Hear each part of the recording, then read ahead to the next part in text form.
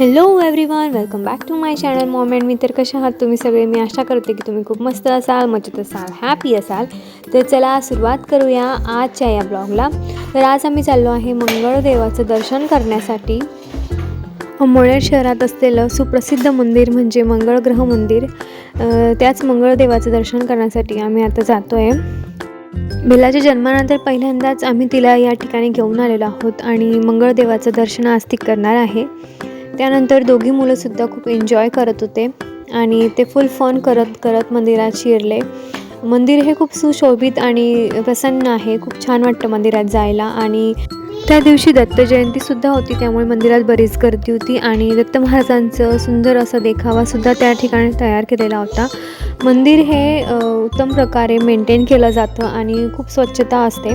छान असा प्रसाद आम्ही घेत होतो.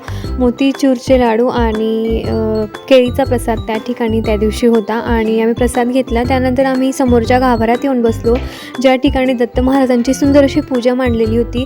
आम्ही त्या ठिकाणी दर्शन केलं आणि गप्पा मारत मारत आम्ही तिथं बसलो थोडा वेळ.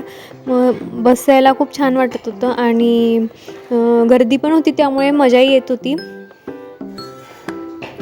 बसल्या बसल्या आम्ही त्या ठिकाणी सगळ्या आरत्यांचे गायन करत होतो आणि गायत्री मंत्राचा जाप करत होतो. त्यानंतर मी सुद्धा उठून दर्शन केलं. वेलू राणी ही पूर्ण वेळ झोपलेली होती, त्यामुळे आम्ही अल्टीपल्टीने तिला मांडीवर घेऊन दोघीही फिरत होतो. मुलंसुद्धा फुल एन्जॉय करत होते. आमच्यासोबत मिस्टर पवार पण होते, त्यामुळे ते दोघी त्यांना बघत होते आणि आम्ही दोघीजण या ठिकाणी बसलेलो होतो. सई पूर्ण ग्राउंड फिरत होती. बरीचशी मंदिरं आहेत मंदिराच्या परिसरात आणि आम्ही सगळ्या मंदिरांची दर्शनं केली. त्यानंतर त्या ठिकाणी बरीच अशी टॉयज आलेली होती लहान मुलांना खेळण्यासाठी आणि त्याच्यामध्ये मी पण बसली होती रुदीसोबत. रुदी एकटाच होता, मग तो मला बोलला की मी एकटा नाही बसत, तू माझ्या ट्रेनमध्ये बस. तर मी पण त्याच्यासोबत बसली आणि आम्ही दोघी एन्जॉय करत होतो. त्यानंतर रुदीने सर्व टॉयज एन्जॉय केले. सई मात्र घाबरत होती. सई मात्र कुठेच बसत नव्हती, ती ट्रेनमध्ये पण नाही बसली.